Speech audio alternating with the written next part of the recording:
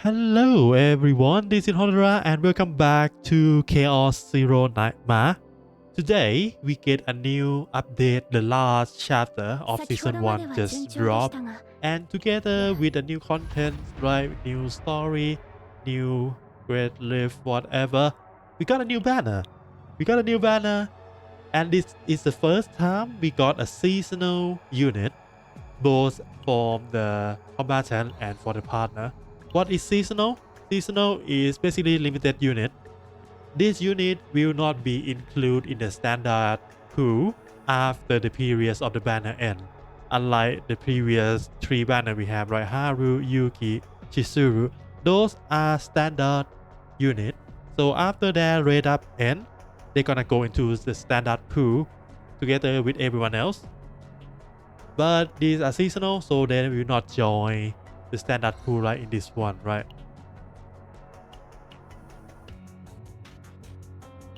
But instead they will reappear whenever they decide to rerun the banner, and you can see here, only release in the future. So if you kinda like Selenium, then you should pull for sure, right? And of course this banner also gives you Selena. Selena is really versatile sub DPS. I really highly value her damage potential and her potential by herself. She is really strong, I can guarantee that. I use her in almost all my team and she is amazing. Anyway, for Selena, if you want to pull for her, go ahead. But today we're not gonna talk about her, right? She is already a good unit, and we're gonna talk about her partner. Because if you get Selenia, maybe you run out of Blessed or maybe you got lucky or whatever, and you decide if you want to try to pull for her partner, Peko, or not, right? So again, she is seasonal partner, so she can be gone too, together with Selenia. But one thing about partner banner is that for laid up, especially for laid up, right? The PT is at 70 pool, and the PT will always guarantee the target rate up, in this case Peko, as you can see here. I already rolled Peko earlier and it's still guaranteed Peko. So that gonna take less pool potentially compared to try to get Selenia. If you get her early, maybe you have enough to go roll for Peko too. But if you're still on deciding today, I'm not gonna tell you if you should pull for her or is she a must-have or not. I'm just gonna tell you what she does compared to other options, and then you have to decide for yourself if you want to pull for her or you're just gonna skip her and use some other option instead, right? So let's start talking about her passive and her skill first. So of course Peko is a hunter. 5-star. Let's actually show you the fully leveled up so that you can see the stat, right? For example here, fully leveled up, level 60 Peko, attack increase 113. Let's compare that to, I already have this. It's the same with Isuku, who is psionic. Let's see, a little bit higher than the 4-star option, and you can see here 4-star options capped at 101. Only 10% increase, so not that much. But let's talk about her passive. So there is 3 parts of her passive. First part, basically really easy. Increase the combatant attack by 8%. That is just increase her base attack stat by 8%. Second part is whenever the combatant of this card, in this case Selenia, move a card from the graveyard to hand, gain 1 repass complete. Repass complete is a buff that's gonna give you plus 10 damage to all of the combatant attack card. Can stack up to 3 times, and as you can see there is no turn limit. So this is permanent buff as long as your Selenia manage to move card from graveyard to hand 3 times, then you gonna gain full potential of this one plus 30% damage to all of her attack cards. That is quite a lot for Selenium, at least because Selenium have quite a low damage multiplier by herself. And that is the second part. The last part is increased damage amount of the combatant attack card against ravaged target. Ravaged target is fully broken target if you don't understand the term, by 15%, and this time it's a multiplier. So Peko provide you 3 different damage boosts in 3 different calculations. I just noticed I blocked the view, sorry. Yeah, she increased base attack stat. She increased damage multiplier of her card with addition. And she increased the damage amount those cards do by multiplier. Multiplicative 15%. So she gonna move Selenium damage quite a lot, right? And this is the level 1. If you fully max limit break this, the number gonna be double. So it's gonna be 16 here, 70, not 70, 20 here, and 30 here. And for her skill, Overclock Beacon basically give Selenium this exact description, right? When an ally, when Selenium inflict ravage, when an ally inflict ravage, so it doesn't have to be Selenium who do the broke stuff. It can be anyone else in the team. Selenium gonna get 1 overclock.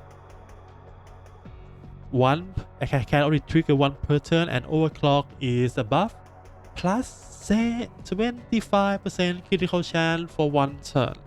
So whenever you break an enemy, Selenium gonna gain plus 25 wise.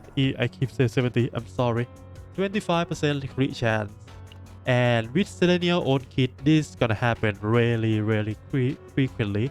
And this buff will stay for the entire fight, right? It's not just for the start. Let's give you an example. I think we can do a little bit of the story combat just to show how this works, right? How this looks. Okay, that doesn't have Selenium. I can do this. Even though my Selenium is... Oh, okay, I can show this then. Nice. Oh, I need to fill it up. That's fine. Magna, and then Selena. Alright, let's show off. Well, a little bit of Selenium kit, but I just want to show... Okay, I gotta restart this. I want to have Peko in our first eco pool so that I can show her off right away. One moment.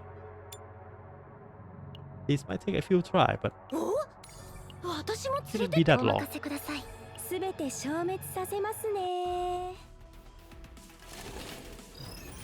Hup. Nope.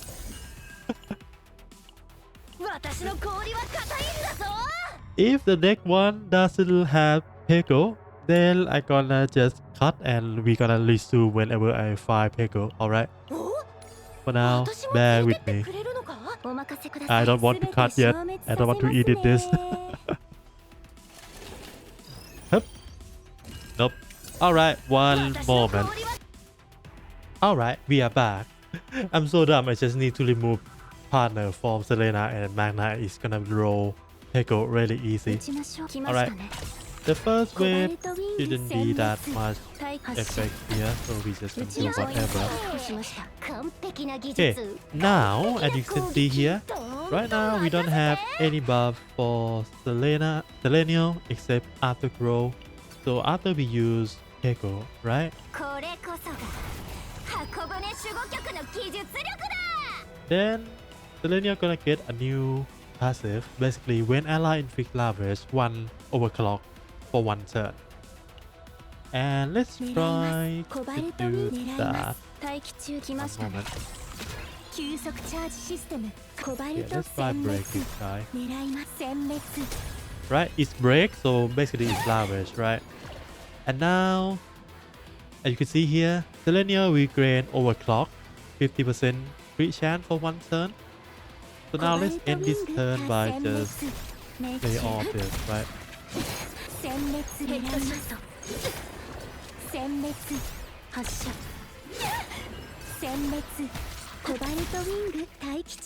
Alright, now we're gonna go to the next turn and you will see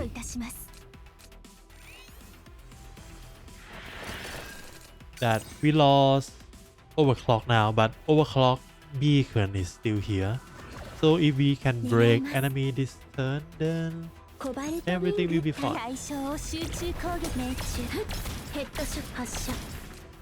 And as you can see here, we get our overclock back, so Selena get plus 25% crit chance. That is one of the best thing about her kit. Not her kit, Peko kit, right?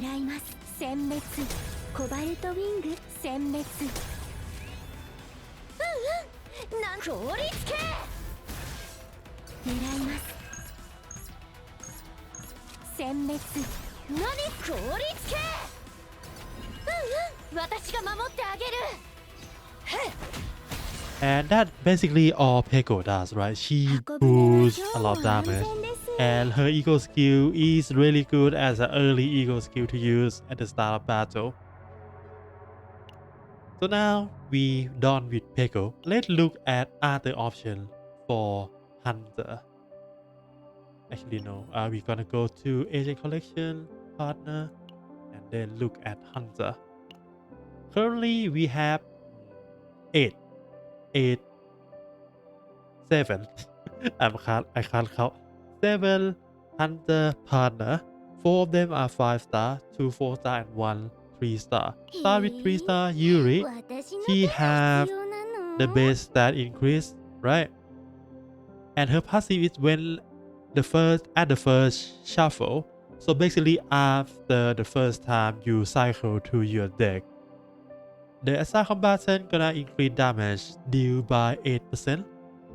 She is 3-star, so you should have max limit break of her, and that's gonna be 16 base attack increase, right? And 16 damage increase from this. And her eco is just called 3 EP and draw 2. If you don't know, draw is really strong in this game, so Yuri will work just fine in Selenial partner slot, right? I clicked the wrong thing, I'm sorry. So yeah, if you don't want to roll for Peko, Yuri work fine.